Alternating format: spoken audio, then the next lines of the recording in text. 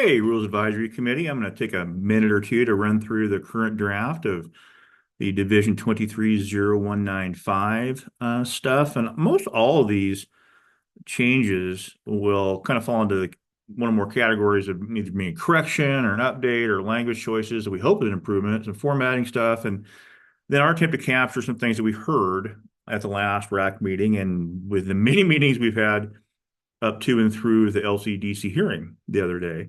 So on page one, there's not much. I mean, we've changed the language around a little bit, but mostly for consistency purposes, we've added some sites that we think could be helpful, but don't make any. There's certainly no policy shifts there, which should be the case throughout, right? There shouldn't be any policy shifts at all. On page two. Somewhere along the way, we had called out the standard process, the standard Goal 5 process as being available, and we thought we'd stick that back in there. We think we want to make sure that people understand they can still do the standard process if they want to, but they can also do this 0195 process, which we hope is more expedited and simple.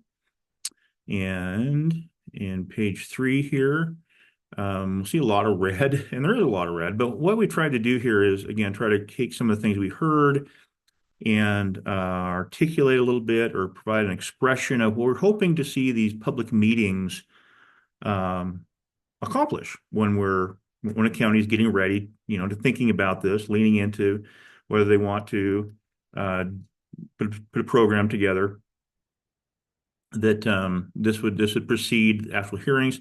We try to use the term shall, or excuse me, not not use the term shall, with regards to the community engagement pieces. We use should, trying to use should. We think counties are going to want to do this, and we don't want it to create, inadvertently create a test where someone can go back and say you didn't do your public meeting stuff right. So we want it to be an example, but not something that's going to accidentally trip somebody up. And four, um,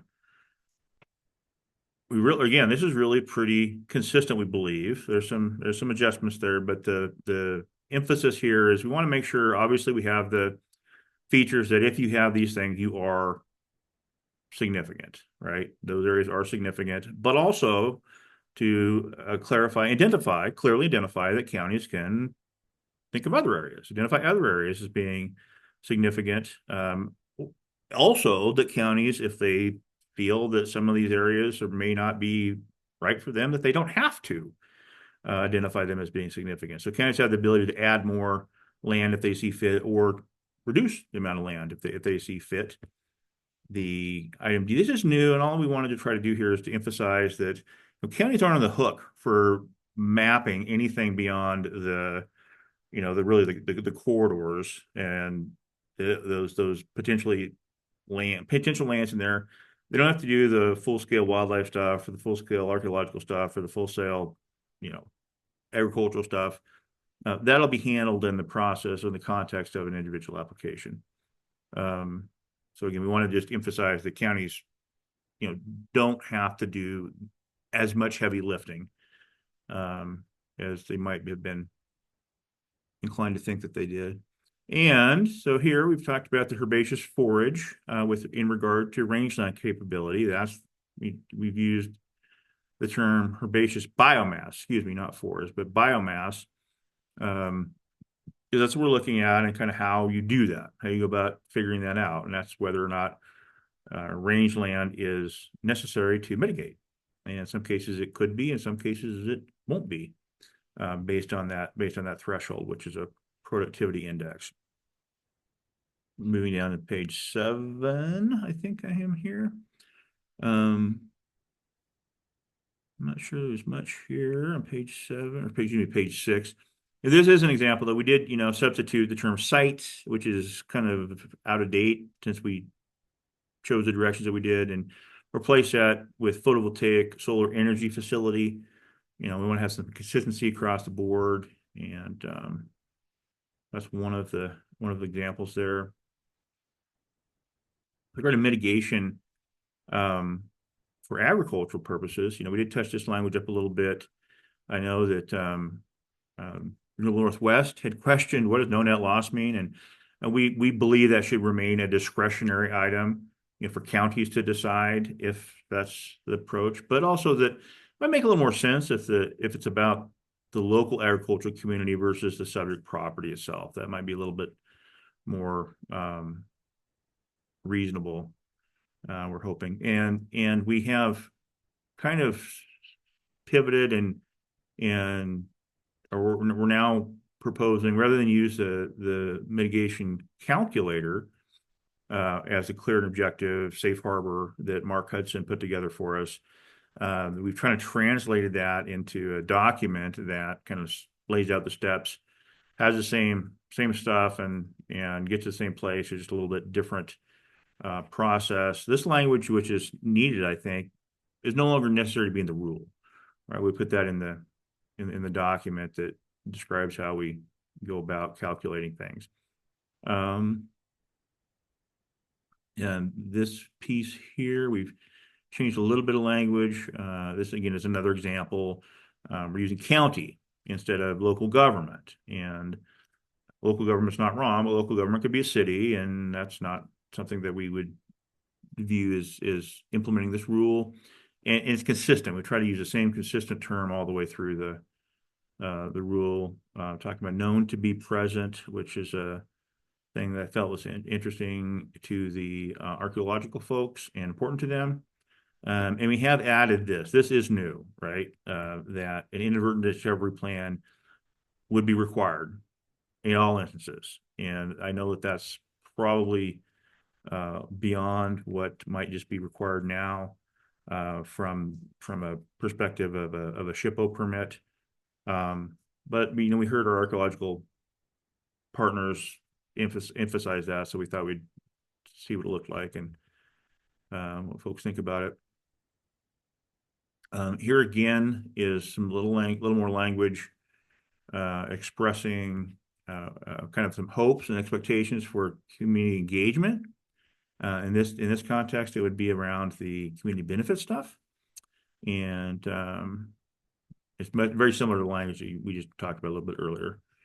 And we have pulled some stuff down here. We have tried to fill in what is meant by detailed public outreach, and hopefully that kind of makes some sense. We're drawing upon some of the language we used earlier, and we've made sure that it's clear who would be a candidate to receive the payment there. And I think that's consistent with what we've heard interest in. What does this mean, and make sure we know who's going to get it. This I think is a good catch. Tamara Mabbitt from Morrow County brought this up, and it may not have been the first time she's done this, but in regard to the sizes, the thresholds sizes for projects, I don't think we want to include lands devoted to temporary workforce housing. We try to make that clear, right? So you have 240 acres or 2560 or whatever, but that doesn't include lands that are devoted to temporary workforce housing. It only includes lands that are devoted to those other features of the photovoltaic solar power generation facility. We'd hate for someone to say, well, they got 40 acres of or whatever acres of temporary workforce housing, therefore they need to reduce their project size by 40 acres or whatever. We've got a little bit of adjustment in the bottom of 10 and top of 11. This has to do with the study area and cumulative impacts analysis, whether that's needed or not. We have, again, we talked about this a little bit. This is probably something we should discuss further. We may even discuss whether or not this should apply to a Division 23 program or project. But rather than measure the study area from the center of the project, we have said, let's measure it from the exterior of the property. That allows this area to expand or contract based on how big the project is, and that if 320 acres are present, either built or vested, so to speak, in that study area, then it triggers the analysis. We have, at least for purposes of the conversation, just kind of added the language, existing language about what that analysis looks like. We can cite it if we want to at a later date. That feels like the right thing to do. Moving into temporary workforce housing. We just talked about that. Here's some language. We try to capture what we heard from, I think these were observations that were provided by Max Yaklik and Brandon McMullen principally at the last RAC meeting. And, who's qualified to write this plan? Well, so we've said, rather than just say adequately qualified, we've said an individual with qualifications determined to be acceptable by the county, and that the demonstration would be that such housing is reasonably likely to occur. And we've gotten rid of the language that talked about the housing would result in a benefit to the local community. That's pretty discretionary. And we can talk about whether we want to do that or not. But again, we're trying to get at what we heard from RAC members at that meeting. Just kind of some language. Trying to slim some stuff up there. It doesn't make it. I don't believe this has an impact. These lines 37 to 39. I think it just removes some language is not necessary. Here we have the farm force impact test, and we've moved that up. It had kind of its own place down below. We'll see in a minute, but we probably move that up into the body. And here's some things that we just carry forward. These are not new. We don't believe these are things that would be required of a project on land zone for exclusive farm use. And so we just kind of carried them forward and stuck them in this area as well. We thought it would be important to make sure that the duration of the permit, which we spent a lot of time on talking about, particularly Morrow, when we were out in Morrow, was a good idea to get in there. So we did. And then finally, we're down to the last section.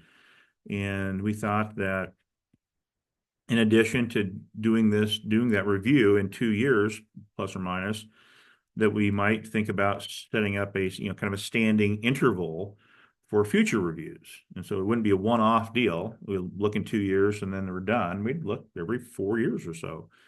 And we just kind of went through that with the sage grouse rule, and it seemed to have resonated with a lot of folks, and maybe it will with folks here too. That's what I've got, you guys, and I'm gonna stop my sharing and I'm gonna end the meeting. Thanks, you guys.